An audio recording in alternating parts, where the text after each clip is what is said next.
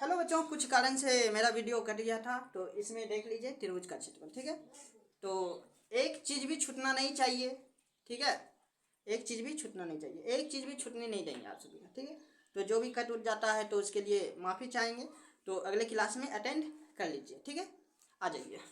तो त्रिभुज का क्षेत्रफल निकालना हो हमको, यानी कि x1 और y1। ठीक है, x2 y2 x3 y3। तो त्रिभुज का क्षेत्रफल ज्ञात कीजिए। त्रिभुज का क्षेत्रफल, त्रिभुज का क्षेत्रफल, त्रिभुज का क्षेत्रफल। तो त्रिभुज का क्षेत्रफल क्या आता है? त्रिभुज का क्षेत्रफल, त्रिभुज का क्षेत्रफल तो half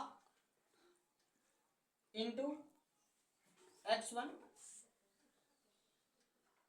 y2 minus y3 plus x2 into y3 minus y1 plus x3 y1 minus y2।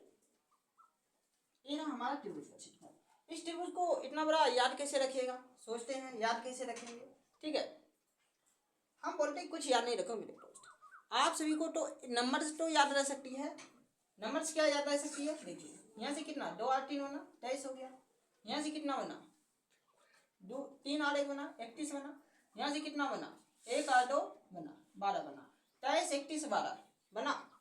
23 31 12 से हमें याद रखनी है, इन पे बैठ जाएगी। बाकी बात यहाँ पर 1 है, यहाँ 2 है और 3 है। क्रमबद्ध नंबर डालते जाइए। यहाँ पर क्या है 1 है, यहाँ पर कितना है 2 है, यहाँ पर कितना है 3 है। ठीक है, यहाँ पर कितना 1 है, यहाँ पर देखिए 23 31 12 1 2 3 1 2 3 पर बैठा देना, क्या 23 31 12 बैठा देना है, तो हो जाएगा।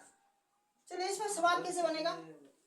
ठीक है, सवाल कैसे बनेगा सवाल देख लीजिए। सवाल भी देखना जरूरी है, सवाल नहीं देखेंगे तो फिर समझ में नहीं आएगा। खाली फार्मूले देखने से नहीं होता है मेरे दोस्त। हर एक चीज़ को समझेंगे। फार्मूले पर देखिए, फार्मूले पर आधारित सवाल कैसे देगा। बोलेगा 2 4 6 8 5 4 है, तो त्रिभुज का क्षेत्रफल, त्रिभुज का क्षेत्रफल ज्ञात करें। त्रिभुज का क्षेत्रफल ज्ञात करें। तो त्रिभुज का क्षेत्रफल ज्ञात कर लेंगे।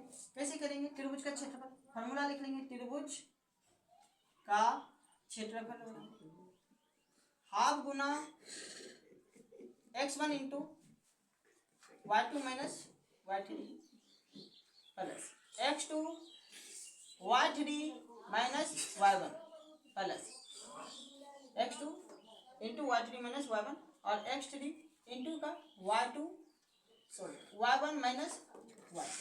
एक फार्मूला को लिख लीजिए, फिर से लिख लीजिए। यानी कि देखिए यहाँ पर ये x1 है, ये y1 है, x2 है, ये y2 है, x3 है, y3 है। बताइए, यहाँ पे समझने में किसी को पीड़ा क्लेश दुख तकलीफ है? नहीं है ना, है ना मेरी बात? तो ध्यान से देखिए। तो हाफ लगाना है, x इंटू 2 है, इंटू का y2 कितना है, y2 खोजिए। y2 ए ना मेरे लाडलो, y2 ए है 8 है, 8 माइनस y3 कितना है 4, 4 को लिखिए प्लस x2 कितना है 6 है, 6 लिखिए। y3 कितना है 4 है, 4 लिखिए माइनस y1 कितना है, तो y1 4 है, 4 लिखिए आराम से प्लस x3 कितना है 5 है, 5 लिखिए। y1 का मान कितना है, y1 का मान खोजिए 4 है, 4 लिखेंगे। y2 का मान कितना है 8 है, 8 लिखेंगे। ठीक है, इन सारे नंबर्स को लिखने के बाद तो फिर से हमको क्या करना, हाफ लगाना है। नीचे की जितनी भी हैं उसकी क्रिया करेंगे। 2 गुना 8 में 4 गया 4 बचा प्लस 8 में 4 गया 4 बचा प्लस, और देखिए 6 में 4 में 4 जाएगा 0 बचेगा 0 हो गया प्लस 5 है 5 लिखेंगे। 4 में से 8 घटा देंगे तो कितना बचा, तो माइनस 8 माइनस 4 बचेगा। क्यों? क्योंकि माइनस बड़ा है। ठीक है, तो माइनस 4 बचेगा, ब्रैकेट बंद करिए।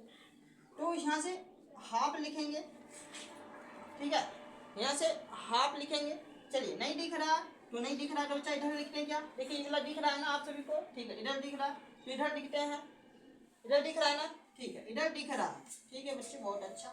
यहाँ से देखो 4 दूनी 8 प्लस 6 गुना 0 करेंगे तो क्या होगा 0 आएगा, प्लस 4 5 6 20, यहाँ पर क्या होगा माइनस का 20 हो जाएगा, माइनस का 20 प्लस माइनस 8 माइनस 20 यहाँ से लिख लेना है, इंटू का हाफ तो हाफ लगा देना है, ठीक है 8 में से 20 घटा देंगे माइनस 20 तो माइनस कितना बचा 12 बचा, 2 में 12 कितने बार में है 6 बार, तो माइनस 6 हो जाएगा इसका, तो माइनस 6 इसका उत्तर हो जाएगा मेरे दोस्तों।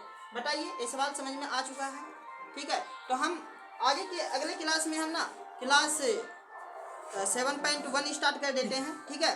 तो बिना लेट किए हुए जल्दी से उसमें जुड़ जाइए फिर से।